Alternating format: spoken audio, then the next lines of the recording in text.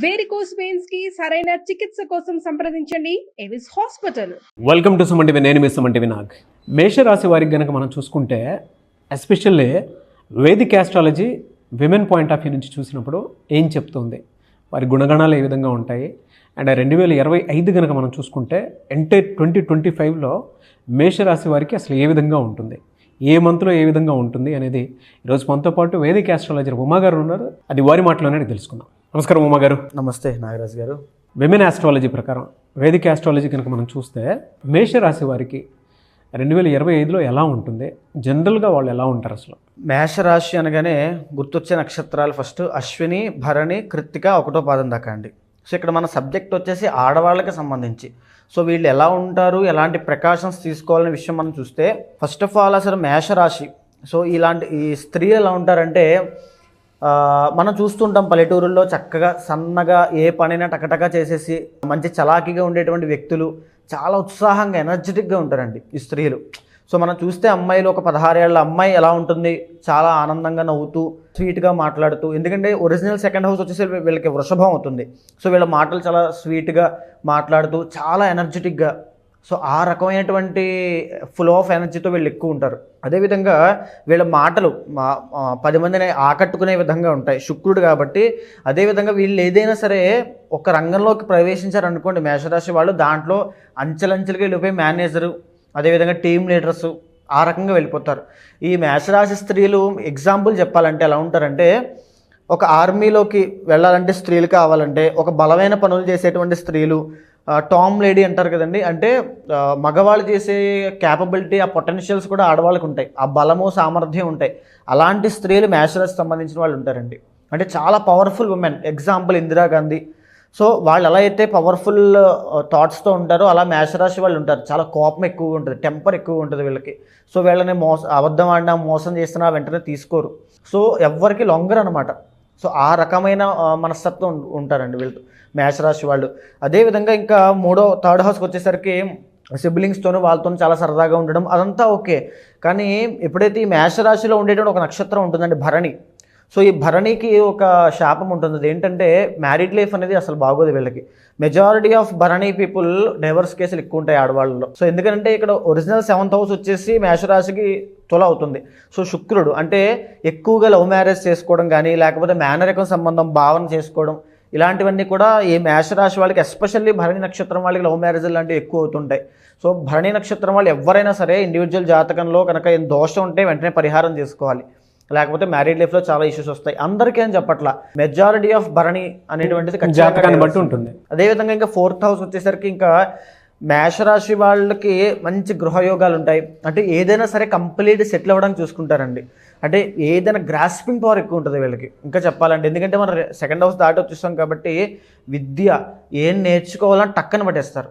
వీళ్ళని కనుక మనము ఏ ఐఏఎస్ కానీ ఐపీఎస్ కానీ అలాంటివి చదివించారనుకోండి టాప్లోకి వెళ్ళిపోతారండి, కుజుడు కదా. అదేవిధంగా 2nd హౌస్ అంటే ఇంకా సినీ రంగంలో అవ్వచ్చు, ఫ్యాషన్ ఫీల్డ్లో అవ్వచ్చు, వీళ్ళని కొట్టడం చాలా కష్టం. కెరీర్లో చాలా చాలా ఫాస్ట్గా, అంటే లాంగ్ లాస్టింగ్ ఉంటుంది వీళ్ళ కెరీర్. ఎందుకంటే 10th హౌస్ మకరం శని అవుతుంది. సో ఏదైనా సరే లాంగ్గా ప్లాన్ చేసుకుంటారు వీళ్ళు, చాలా తెలివైన వాళ్ళు. అదేవిధంగా ఇంకా 6th హౌస్ వచ్చేసరికి ఈ మేషరాశి వాళ్ళు జాగ్రత్తగా ఉండాల్సిన స్త్రీలు ముఖ్యంగా ఆరోగ్య సమస్యలు కొన్ని చెప్పారండి. అదేంటంటే నరాలకు సంబంధించి చిన్న వయసులోనే బుధుడు సూచిస్తుంటాడు కాబట్టి చిన్న వయసులోనే న్యూరో ప్రాబ్లమ్స్ అవ్వచ్చు, స్కిన్ ప్రాబ్లమ్స్ అవ్వచ్చు, లేకపోతే ఈఎన్టీ ప్రాబ్లమ్స్ అవ్వచ్చు, ఇలాంటివన్నీ కూడా చిన్న వయసులోనే వస్తాయి. సో మేషరాశి స్త్రీలు ఎవరైనా ఉమెన్ ఉంటే కనుక వాళ్ళకి ఇలాంటి ప్రాబ్లమ్స్ ఏమైనా ఉంటే మీరు వెంటనే జాగ్రత్త తీసుకోవాలి, లేకపోతే అది పెరుగుతూనే ఉంటుంది, తగ్గేది కాదు. అది 6th హౌస్లో బుధుడు ఎప్పుడైతే సూచిస్తుంటాడు. ఇంకా ఇలాంటి స్త్రీలకి చెప్పాలంటే ఎక్కువగా మగ సంతానం కలిగే అవకాశాలు చాలా ఎక్కువ ఉంటాయండి. 5th house ruled by Leo కాబట్టి ఎక్కువ ఉంటుంది. ఒకవేళ నిజంగా ఏ అబ్బాయో ఏ మఖా నక్షత్రం మీద పుట్టాడు అనుకోండి, ఇంకా తల్లి అయినటువంటి ఈ మేషరాశి స్త్రీల యొక్క జాతకం అదృష్టం పట్టినట్టే, విపరీతమైన అదృష్టం పడుతుంది అబ్బాయి సంతానం పుట్టడం వల్ల. అదేవిధంగా వీళ్ళకి మ్యారీడ్ లైఫ్. సో మ్యారీడ్ లైఫ్లో వీళ్ళు ఎప్పుడు కూడా మొగుడు ఎక్కువ పని చేయాలి, అతనే మనకు అన్నీ తీసుకురావాలి, మొగుడు ఇంకా బాగా చూసుకోవాలి, కోరికలు చాలా ఎక్కువ ఉంటాయి. మ్యారీడ్ లైఫ్ మీద ఎక్స్పెక్టేషన్స్ చాలా ఉంటాయి వీళ్ళకి. ఓకే. సో ఎక్స్పెక్టేషన్స్ భరణి నక్షత్రం వాళ్ళకైతే కాస్త ఇబ్బంది కలుగుతుంది, అశ్విని కృత్తిక అయితే పర్వాలేదండి. సో ఈ అశ్విని నక్షత్రం గురించి కూడా మనం చెప్పుకున్నాం ఆల్రెడీ. చాలా ఫాస్ట్ అండ్ షిఫ్ట్ అయిపోతుంటారు, మూడ్ స్వింగ్స్ చాలా ఎక్కువ ఉంటాయి. సో ఈ మేషరాశి స్త్రీల విషయంలో అయితే కాస్త మ్యారీడ్ లైఫ్ అనేది డిలే అవ్వడం, లేకపోతే భరణి నక్షత్రం వాళ్ళకైతే ఫ్లక్చువేషన్స్, డివోర్స్ ఇవన్నీ అవుతాయి. అష్టమ స్థానం కనుక తీసుకుంటే సో వీళ్ళు దేనికంటే ఈ యొక్క అత్తగారు పెళ్ళైన తర్వాత అత్తగారితో ఇబ్బందులు వచ్చే అవకాశం ఉంటుంది. ఒరిజినల్ 8th హౌస్ కూడా కుజుడే కాబట్టి 2 కత్తులు ఒకే దాంట్లో ఇమ్మడం ఉంటారు కదండి. అలాగే ఈమె యొక్క టెంపర్కి అత్తగారి టెంపర్కి అవుతూనే ఉంటుంది, పోరు ఎప్పుడు అవుతూనే ఉంటుంది. సో మేషరాశి వాళ్ళకి ఖచ్చితంగా అత్తగారు సంబంధించిన పోరు ఎక్కువగానే ఉంటుంది. మ్యారీడ్ లైఫ్లో అత్తగారు ఖచ్చితంగా ఈ 2 చూసుకోవచ్చు. ఆ ఇబ్బంది అనేది కనబడుతూనే ఉంటుంది. ఇకపోతే 9th లార్డ్ గురుడు అవుతాడు కాబట్టి విపరీతంగా సంపాదిస్తారండి. వీళ్ళకి డబ్బు అనేటువంటిది ఇబ్బంది ఉండదు, కానీ విపరీతంగా ఖర్చు పెడతారు కూడా. ఎందుకంటే మళ్ళీ ఒరిజినల్ 12th హౌస్ వచ్చి గురుడు కాబట్టి విపరీతంగా ఖర్చు పెడతారు. సో విపరీతమైన ఖర్చు ఉంటుంది, విపరీతమైన సంపాదన ఉంటుంది, లైఫ్లో చాలా ఎంజాయ్ చేస్తుంటారు. అదేవిధంగా ఇక 10th హౌస్ వచ్చేసరికి శని. ఇప్పుడు ఒకవేళ వీళ్ళు కనుక ఏదైనా కళలు అంటే లలిత కళలు, సంగీతం కానీ లేదా డ్యాన్స్ కానీ సినీ రంగంలోకి వెళ్తే ఇబ్బంది లేదు. ఐఏఎస్ ఐపీఎస్ లాంటివి చదివిన ఇబ్బంది లేదు. ఇంకా మధ్యస్థంగా చాలామంది చదువుకుని డిగ్రీ కానీ బీటెక్ కానీ చేసి చిన్న చిన్న ఉద్యోగాలు చేస్తుంటారు. వాళ్ళకైతే చాలా సఫరింగ్ ఉంటుంది, లైఫ్లో కెరీర్లో చాలా సఫరింగ్ ఉంటుంది. సో చిన్న చిన్న ఉద్యోగాలు, చిరు వ్యాపారము ఇలాంటివి చేసే వాళ్ళకి చాలా సఫరింగ్ ఉంటుంది. ఇంకా మేషరాశి స్త్రీలు కనుక ఏదైనా చీరల వ్యాపారం కానీ, ఎందుకంటే 7th లార్డ్ రూల్డ్ బై శుక్రుడు కాబట్టి, వీనస్ కాబట్టి, చీరల వ్యాపారం కానీ, లేకపోతే లగ్జరీ ఐటమ్స్ వ్యాపారం చేయడం కానీ, లేకపోతే ఇంకా చెప్పాలంటే కాస్మెటిక్స్ వ్యాపారం, బ్యూటీ ప్రొడక్ట్స్ సంబంధించిన వ్యాపారం చేయడం కానీ, ఇలాంటివి ఏదైనా వస్త్రాలకి సంబంధించిన వ్యాపారం చేస్తే ఇంట్లో కూర్చునే విపరీతమైన డబ్బును సంపాదిస్తారు వీళ్ళు. సో ఆ రకమైన తెలివితేటలు ఉంటాయి. కానీ వీళ్ళకి వచ్చిన ప్రాబ్లం వల్ల ఏంటంటే కోపం అండి, కంగారు, వెంటనే రిస్క్ తీసేసుకుంటారు, ఆలోచన లేకుండా టక్కన దూకేస్తారు, మళ్ళీ ఇబ్బంది పడుతుంటారు. సో వీళ్ళకి ఇచ్చేటువంటి ప్రకాశం ఏంటంటే కోపం తగ్గించుకోవాలి. ఆ దూకుడు అంటాం కదండి, ఆ దూకుడు తగ్గించుకోవాలి. కాస్త కనుక కంగారు పడకుండా ఒక్కొక్క అడుగు గైడెన్స్ తీసుకుని వేయగలిగితే మేషరాశి వాళ్ళు టాప్లో ఉంటారండి. ఆడవాళ్ళు ఎస్పెషల్ బిజినెస్లో. ఎలా సార్ అంటే 2025లో ఏ మంత్లో ఎలా ఉంటుంది వీళ్ళకి? ఇంకా 2025 తీసుకుంటే ఇప్పటి వరకు వీళ్ళకి ఎలాంటి మేజర్ ఇబ్బందులు లేవండి. కానీ మార్చి 30 తర్వాత ఏలినాడ్సిన స్టార్ట్ అవుతుంది. సో ఏలినాడ్సిన మార్చి 30 తర్వాత స్టార్ట్ అవ్వడము, 3వ స్థానంలోకి గురుడు మే 15వ తారీఖు రావడము, అదేవిధంగా 11వ స్థానానికి మే 18 తర్వాత రాహు రావడము. చెప్పాలంటే ఆర్థికంగా సూపర్ ఉంటుంది, వీళ్ళకి ఎక్సలెంట్ ఫ్యూచర్ ఉంటుంది. కానీ ఆరోగ్యం పట్ల చాలా జాగ్రత్తగా ఉండాలి. ₹1,00,000 డబ్బులు వస్తాయి, కొత్తగా వ్యాపారం పెడతారు, ₹1,00,000 వస్తాయి. కానీ ₹1,00,000 రూపాయి కూడా నిలబడదు, ₹1,00,000 వెళ్ళిపోతూనే ఉంటాయి.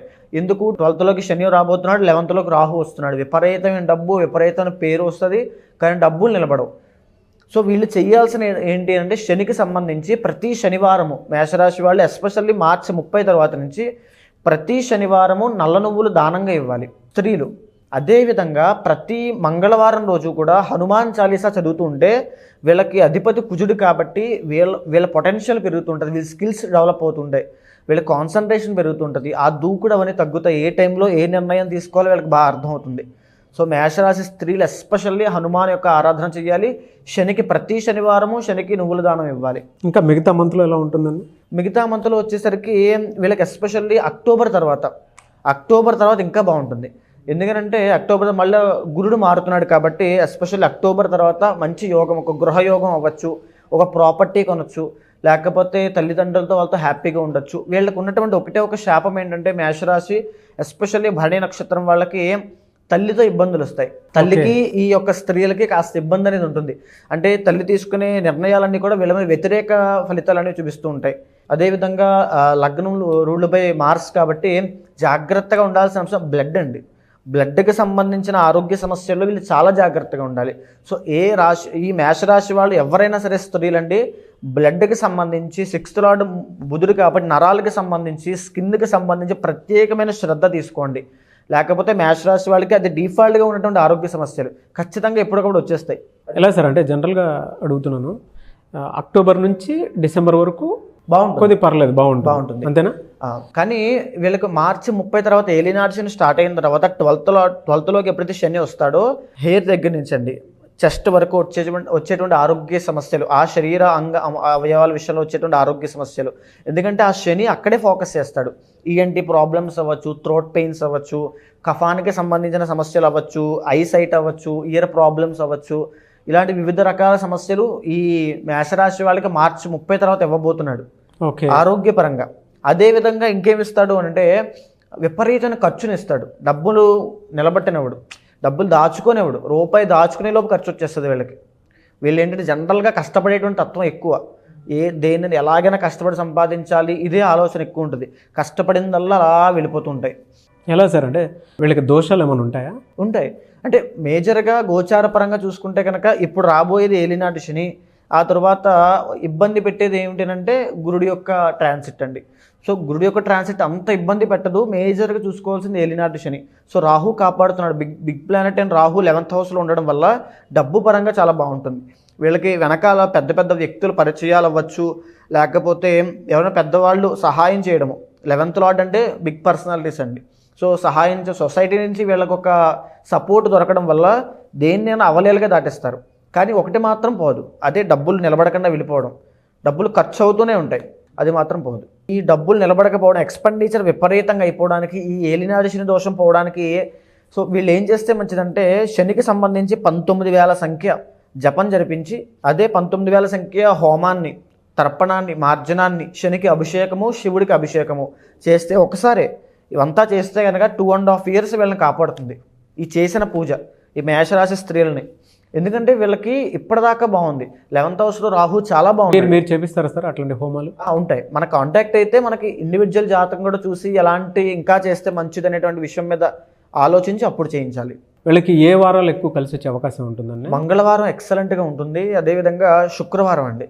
శుక్రవారం నాడు కనుక వీళ్ళు ఏం స్టార్ట్ చేసినా, ఒక బిజినెస్ స్టార్ట్ చేసినా శుక్రవారం వీళ్ళకి బాగా కలిసి వస్తుందని చెప్పాలి. ఎందుకంటే 7th లార్డ్ అవుతుంది, 2nd and 7th లార్డ్ అవుతుంది కాబట్టి చాలా బాగుంటుంది. డబ్బు పరంగా శుక్రవారం ఏం ప్రారంభం చేసినా వీళ్ళకి ఎక్సలెంట్గా ఉంటుంది, స్త్రీలకు ఎస్పెషల్గా. సో ఇంకా భరణి నక్షత్రం వాళ్ళైతే వాళ్ళ ఇండివిజువల్ జాతకం తప్పకుండా చూపించుకోవాల్సిందే, ఎందుకంటే వాళ్ళకి మ్యారీడ్ లైఫ్లో ఇష్యూస్ ఉంటాయి కాబట్టి. ఎనీవేస్ థ్యాంక్ యూ అండి. ఎవరైనా సరే వీడియో చూసిన తర్వాత వ్యక్తిగత జాతకం ప్రకారం అంటే పెళ్ళి ఎప్పుడు అవుతుంది, కెరీర్లో ఎప్పుడు సెటిల్ అవుతాము, లేదంటే ఫినాన్షియల్గా ఉండటం లేదు, మీరు చెప్పినటువంటి కొన్ని పరిహారాలతో అయినా సరే ముందుకెళ్ళాలి అనుకున్నటువంటి వాళ్ళు ఉంటారు. మిమ్మల్ని అప్రోచ్ అవ్వచ్చా? తప్పకుండా కింద కనిపించే కాంటాక్ట్ నెంబర్కి మీరు కాల్ చేస్తే తప్పకుండా అపాయింట్మెంట్ తీసుకోండి, కన్సల్ట్ అవ్వండి. ఏ దోషం ఉందో లేకపోతే ఎలాంటి డిసిజన్ తీసుకోవాలో మేషరాశి వాళ్ళు డిస్కస్ చేద్దాము. ఎందుకంటే ఇండివిజువల్ జాతకంలో మీకు చాలా యోగాలు ఉండొచ్చండి. గజకేసర యోగం ఉండొచ్చు, చంద్రమంగళ యోగం ఉండొచ్చు, లేకపోతే పెళ్ళైన తర్వాత విపరీతంగా కలిసి వచ్చేటువంటి యోగం చాలామందికి ఉంటుంది. ఫర్ సపోజ్ తులాలగ్నం అయిందనుకోండి, 2nd and 7th లార్డ్ వెళ్ళి ఏ లాభంలో ఉన్నాడు అనుకోండి, విపరీతంగా కలిసి వస్తుంది. సో మా జీవితంలో ఏ మార్పు లేదన్న వాళ్ళకి పెళ్లి ద్వారానే మార్పు రావచ్చు. సంతానం, మగ సంతానం కలగడం వల్ల మేషరాశి వాళ్ళకి అదృష్టం పడుతుంది. సో ఏ మఖా నక్షత్రం అయిందనుకోండి, సో సంతానం కలిగిన తర్వాత ఎలాంటి మార్పులు వస్తాయి, తగిన జాగ్రత్తలు, ప్రికాషన్స్ ఎప్పుడు ఎలాంటివి చేయిస్తే మంచిది అని ఇండివిజువల్ జాతకం చూసి తప్పకుండా చూద్దాము, కాంటాక్ట్ అవ్వచ్చండి. ఓకే. సో అది పూర్తిగా కనుక మీరు వీడియో చూసినటువంటి వాళ్ళు అపాయింట్మెంట్ తీసుకొని ఉమా గారిని, వేదిక ఆస్ట్రాలజర్ ఉమా గారిని కలవాలి అనుకునేటువంటి వాళ్ళు, వ్యక్తిగత జాతకం తెలుసుకోవాలి అనుకునేటువంటి వాళ్ళు స్క్రీన్ మీద మీకు కాంటాక్ట్ నెంబర్ కనిపిస్తుంది, దాన్ని మీరు కాల్ ఆర్ మెసేజ్ వాట్సాప్ చేసి వెంటనే అపాయింట్మెంట్ బుక్ చేసుకోండి. అండ్ అకేషన్ ఏదైనా సరే మీకు కనుక ఒక మంచి కార్యక్రమాల కోసం అని చెప్పేసి ఉమా గారిని కనుక అప్రోచ్ అవ్వాలి అనుకుంటే కూడా స్క్రీన్ మీద కనిపిస్తున్న నెంబర్కి మీరు సంప్రదించవచ్చు. అండ్ ఈ వీడియో లైక్ చేయండి, షేర్ మాత్రం తప్పకుండా చేయండి. ఇలాంటి మరిన్ని వీడియోస్ కోసం మా ఛానల్ ఫాలో అవ్వండి. Thank you so much Uma గారు. నమస్తే అండి.